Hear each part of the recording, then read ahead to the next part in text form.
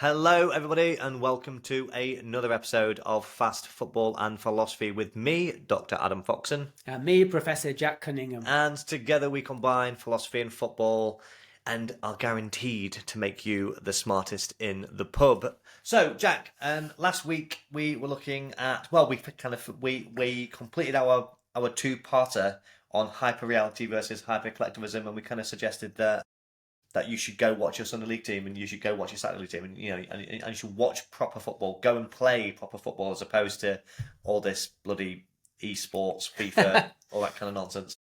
Yeah. And I think that's absolutely right, isn't it?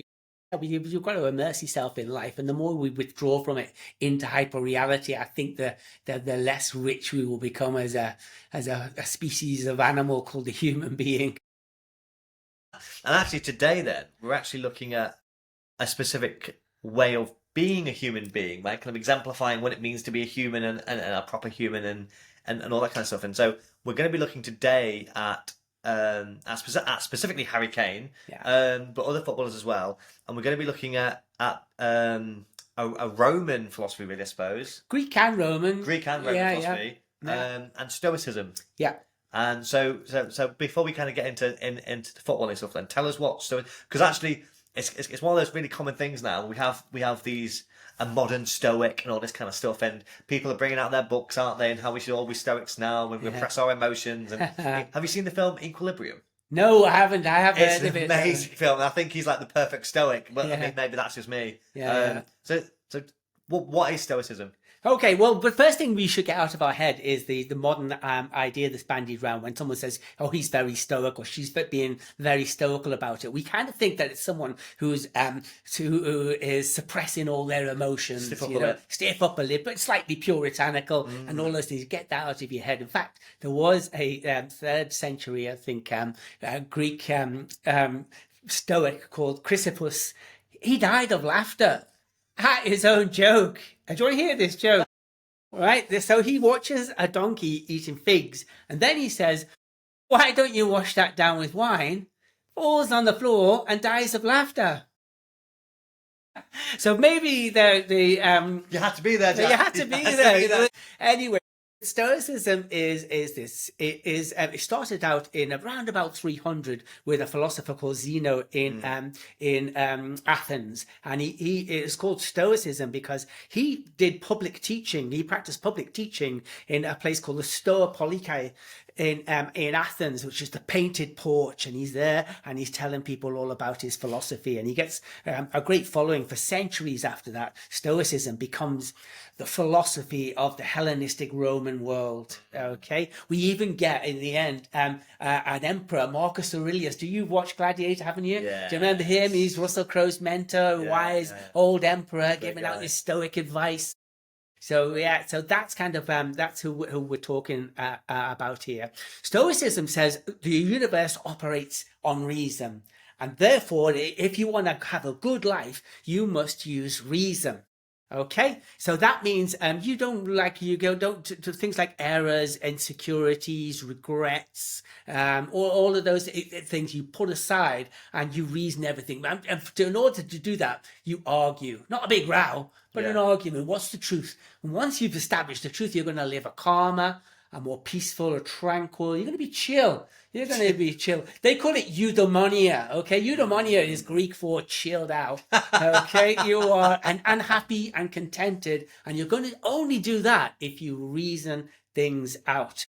Okay, so that's the Stoics. Basically, they're almost kind of like, that what the closest we come to them is, those old films you see of like the Buddhist master. It's that kind of tranquility that, nothing excites you. Kind of monk. Yeah. And so I guess that's kind of where the popular culture then comes in, where they're all kind of super repressed and they don't show emotions. Monks don't show emotions, and that kind of stuff. Exactly, yeah. But the more you read about the individual ones that we know about now, they weren't like that at all. But they just really one of the I heard recently because there is a new 21st century thing now about resurrecting Stoicism. Big time, Guys on the radio talking about this. I think he'd just written a book. I can't remember his name. He frequently takes a sausage for a walk. Right? right? And the reason why he does that is because he suffers from anxiety and insecurity. Right? He takes a sausage on a walk and he's going to look like he's going to look ridiculous. Yeah. But after a while, and he sees people looking at him, commenting and laughing, maybe shouting out at him, he realizes it doesn't affect him. This is a slow process, but by the time he gets home, God knows what state his sausage is in. It reminds me. Have you seen that viral video? And there's these people driving past, and there's this old guy. I think he's going into the pub, and he's got a llama, and the shout out going, "Hey up, mate, where are you going with that llama?" And he just shouts back, "It's a fucking alpaca." Are you idiot? You idiot! So good. Yeah, I bet you he was a Stoic. I bet you he was a Stoic. That's interesting. So I always thought that eudaimonia was about flourishing, was about making us the best that we can be. Yeah, it is, yeah. And so the first phase in that would be to live the rational life, okay? And eudaimonia would be that the chilled person becomes the most... You would make the most of all your talents and skills then. Because, if you just kind of think about this for a few seconds, one of the biggest obstacles that stands in front of your skills and your flourishing ability is insecurity and is anxiety and is beating yourself up about errors and that you've made. And I'm no good anyway, am I? Next thing you know, you're packing it all in and engaging in hyper reality. So I don't. Yeah. I mean, that's what I did for a while, I suppose. But then I guess so. Really, we've got two avenues then, because we've got one avenue whereby you might you might try and go that Stoic way and be contemplative and reflective about who you are as a person and kind of how you're going to improve yourself. Yeah. Or you can tell yourself a lie, and you can serve that lie, and you can live in bad faith, like we were discussing, and you can kind of create a persona, create the image of you being this kind of like a robot, like I like an Erling Haaland robot, and that kind of thing. And I guess we'll be talking about that a little bit later on. I don't want to keep our powder dry for that, but really, and I think it's a bit unfortunate, and I think it's a bit lazy. But Harry Kane has this real, everyone knows he's an amazing footballer. You don't become an England captain, you don't break all the records that he's broken. I think he's England's record top goal scorer. You don't get that. You don't get those kinds of accolades for not being good at football. But he's got this real presence, this real reputation for being a little bit thick, right? Yeah. I think it's because of the way he speaks and the way He's got that deep voice. He's got that deep voice and things. Yeah, he's quite slow and considered with the way he speaks. And so he gets a lot of stick online for that. Yeah. So he's not kind of a paragon, if you like, of rationality. So what kind of reason are we talking about here? Okay, I think if you look at what the Stoics said about aging, I think it really shines a light on Harry Kane. In fact, I think the secret of his success is that he is a Stoic, whether he knows it or not. Secret Stoic. He's a secret Stoic, right? Now, bear with me a second. There is a big argument in ancient philosophy about aging. Aristotle says it's terrible. You decay physically, but also morally. Plato says, on the other hand, no, it's good, because you lose your earthly desires like lust and greed and all that, and you can kind of concentrate then on the higher things. Someone needs to tell like Rupert Murdoch or something. Yeah, exactly. Yeah. Now, the Stoics come into this, and they've got something very interesting to say about it. They say that as you get older, your life goes from external to internal. All right? But it is a mistake to think that you're less active. Your activity is a different activity now. It is an intellectual activity more than a robust, energetic activity. Now, I'm going to cheat a little bit here. I'm going to talk about Cicero, right? Because Cicero isn't exactly a Stoic, but he's heavily influenced by the Stoics, and he writes a book about getting older. So he writes this book and he uses this great metaphor, and he says people think you get less active when you get older are making a mistake because they don't know what activity is. Consider this. There's a ship, right? And on this ship, there is a pilot of the ship, and then there's all the other sailors, right? Some sailors are running at the mast, some are running down the gangpipes, some are at the pumps, but all really, really active. The pilot of the ship is on the tiller. He is the most active man on the ship. Sure. He is steering the ship. It's going where he goes. He's using his brain. He's using his knowledge. He's probably using the stars. He knows. And so he is much more active than any of those men. And consider this as well. Great quote from Marcus Aurelius. And I just want to compare this with a quote from Harry Kane, right? Give me a second. Oh, let me just give you this one from Cicero. It is not by muscle speed or physical dexterity that great things are achieved, but by thinking, force of character, and judgment. You've got to love that, Adam. And actually, he's the captain. That character, that thing that makes him him, that is that indefinable quality that only captains have, and that's why they're captains. He's the pilot of the ship. He's the pilot of the ship. Yeah. Interesting. So while people like Aristotle are struggling against old age, the Stoics are embracing it. Marcus Aurelius, the emperor, remember him chatting away to old Russell? He says, "You must become an old man in good time if you wish to be an old man long." Now listen to what Harry Kane says in an interview. He says, "In football, you have to grow old quickly." Yes. So he says this is practically a paraphrase of Marcus Aurelius saying, that you become an old man early. Because we're not talking about hobbling around. We're talking about the inner world, the thought, the thinking, the wisdom. And that's how he's playing football now. You know this more than any. You were talking about this the other day. Yeah. About how he's changed his game. Massively. And so actually, and just before we get onto that, I mean, this makes total sense because we as fans, we as consumers of football, we always ascribe this kind of like a level of maturity to them that a lot of them might not have yet because they're still quite early in their careers. So I might look at like and actually. And Jack Grealish say, right, he's I don't know what age he is, maybe kind of 28, 29, that kind of age, right, kind of approaching the twilight of his career, kind of getting towards that. Like, he's still very much in his prime, but then he'll go out drinking in Ibiza and he'll go out there, and he's a young man. Yeah. He's very young actually. Yeah. And so growing up old in football terms, that's the key here, isn't it? Yeah. And so Harry Kane here, I mean. He plays as a forward and he scores loads of goals. He's I think this calendar year he's scored over 50 goals. Like it's insane the kinds of numbers he's getting, and there seems to be a trend of footballers nowadays who score more goals post 30 years of age than they do prior to them being 30. Yeah. Because of science and how their careers are extended because physically, but also mentally they're so much more equipped. They have a lot more nous to understand the game, and that's what Harry Kane is kind of that's kind of how he epitomizes his approach, I suppose, in that you see Harry Kane now and it annoys every single England fan to high heaven because he seems to be the most hardworking because he's always dropping deep and he's doing this and he's doing that, but he's doing it at the right times. He knows when he can come back and make that tackle and then get back up the other side of the pitch. And actually, if you look at his stats and things, he's probably not running as much as he was earlier. Yeah.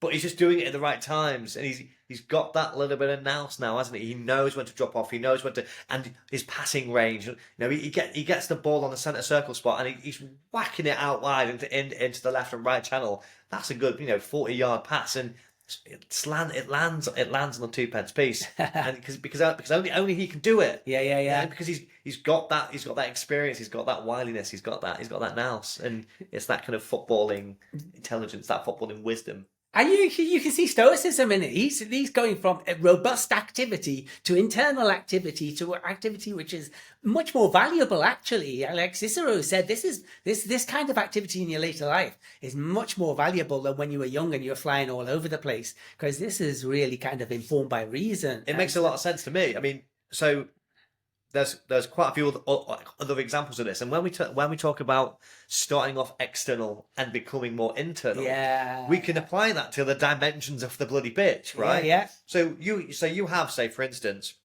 Ryan Giggs, one of the most celebrated. He might still be the most celebrated. I'm not entirely sure. He's got so many trophies. He's got a trophy cabinet that many just can only dream of, right? Yeah. Horrible person, but a great footballer, right? So he starts out on the left wing. And he is rapidash. Like, he can move, right? And he's taking people on left, right, centre. He's scoring loads of goals, getting lots of assists.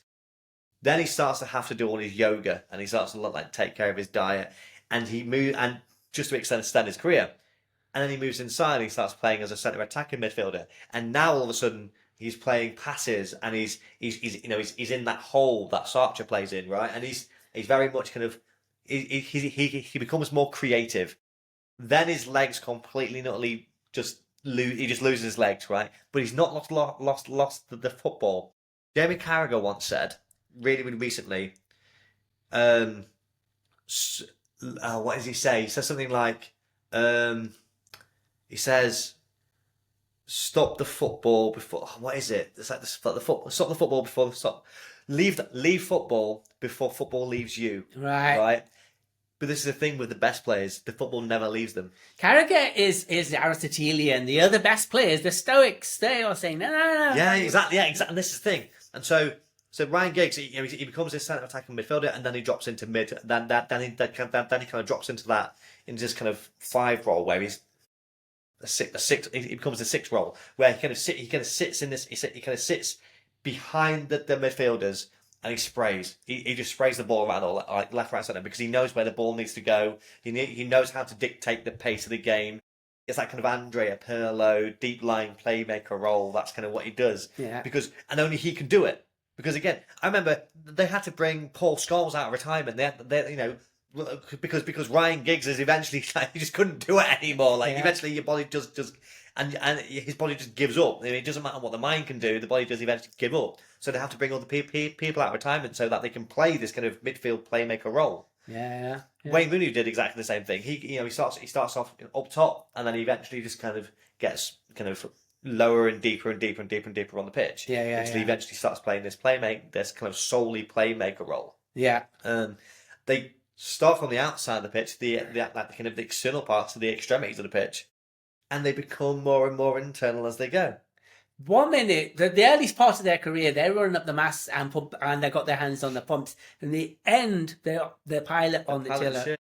They're doing that. Now, you were talking to me about, you were contrasting all this with Ronaldo, and I think he's not being stoical about his later career. Incidentally, Harry Kane is on record as saying, the end of my career will be full of trophies.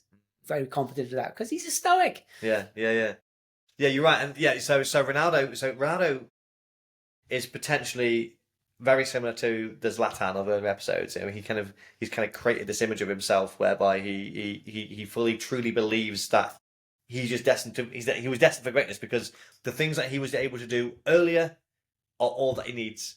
He still very much believes that he can take on 3 or 4 players and bang it in the top bin, right? Yeah. He fully believes he can do that. He can't, and all of the numbers, and if anyone has 2 eyes, anyone who's got 1 eye can see that he can't do that on the pitch anymore. Except Ronaldo. He refuses to acknowledge the fact that age, and at least physical age, can limit what he can do, because he fully believes that he's able to keep doing the same thing that he's been able to do. He hasn't. I remember once, actually, and it was a great piece of advice. I was going for a professional qualification, and it was a teaching qualification, and someone said to me that a teacher in higher education had been teaching in higher ed for about 20-25 years, right? And they went for this and they went for this qualification, and they didn't get it. It's like kind of like a recognition thing, and they said, "Well, I've got 25 years of experience in doing this," and they said, "Have you? Or have you got 1 day's worth of experience that you've done for 25 years?" And it's his thing, isn't it? Because he's not reflecting on his practice. He's not reflecting on what makes him a good teacher, how he can change and how he can adapt to his students or whatever. The same with Ronaldo. Ronaldo does not adapt. Ronaldo does not see the relevance of adaptation. Yeah. He's kind of like the kind of anti-evolutionist, right? Like he doesn't have to evolve with the team. The team has to revolve around him. Like revolve and evolve around him. To make sure it gets the best out of him. And so he's kind of the antithesis. He's the complete opposite to Stoicism. He reminds me of that American tech billionaire Brian Johnson, who's he gives himself transfusions of his plasma from his son on one occasion, and he's spending millions of pounds on diet, and he thinks he thinks he's got it beat. He will be aging, And this is just utterly delusional, you know. And this is why, for me, why Messi's the best player of all time. Yeah. At least you know of this generation, very much so, because he's changed his game. Yeah, you know, yeah. and actually Messi was, and funnily enough, and actually this might mean that Messi's an alien, but because he does adapt his game and he has evolved as a player once he's lost his legs and things, but he's always being able to kind of drop deep and get the ball. He's always being able to get the ball. Pep Guardiola once defended him because he was walking around the pitch so much. People were going, he doesn't press, he doesn't get in position, he doesn't do anything. It's because he's watching the game. He's analysing all the players. He's seeing who can operate on the half turn, and then all of a sudden, and actually there's this great bit where he scores a goal in El Clasico against Real Madrid, and he gets the ball on the halfway line, right? And he has like a bit of a give and go with, I can't remember who it was. It might be Busquets or Xavi or Iniesta, whoever it is. And it's like an explosion. He just goes like bang, and like he has this 1-2, and he goes, and he's like he jinks past 1, he jinks past 2, he jinks past 3, he goes past 4, he fakes a shot, goes past 5, goes past 6, and then he hits it in the bottom corner, and you think, how did he do that? And it's because he's been taking his time, analysing all the elements of the game, and then just at the right time, that kairotic time, that opportune time, he bang, that's it. And that's, you know, and it's one of the best goals anyone's ever scored. It's true. It doesn't come from nowhere. And I remember listening to Roy Keane criticise him for that very thing, that he doesn't do enough midfield. The only thing he does is score, but they don't come from anywhere. Cicero is right that you know, that this is, just because you're not running around doesn't mean you're not active. He is active. He is active. He's internally active. He's stoically active.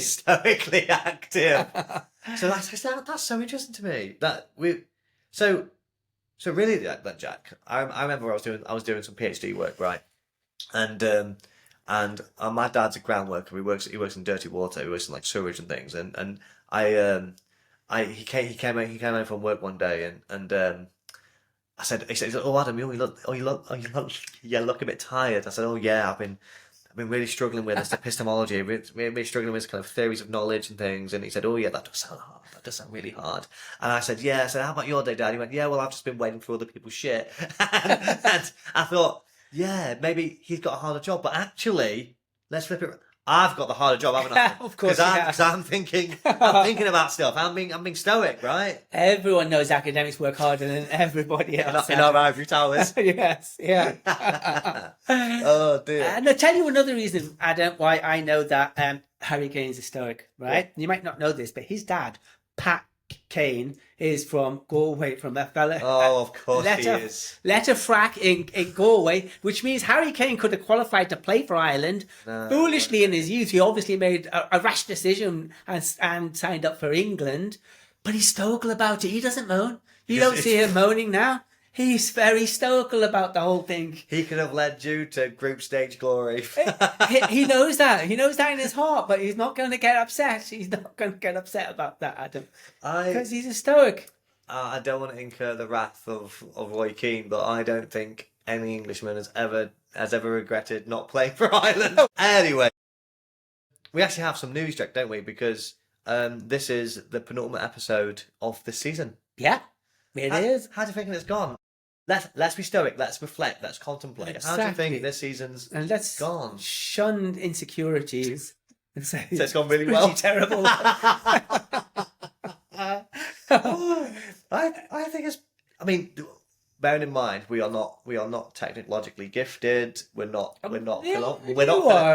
philosophically gifted. That's very true. But we enjoy it. That's the way we do enjoy it. Yeah, and whether or not people enjoy listening to us is a different matter entirely, I suppose. Yeah. But they seem to. Yeah. Our following has grown exponentially, actually. But not enough. We had a goal.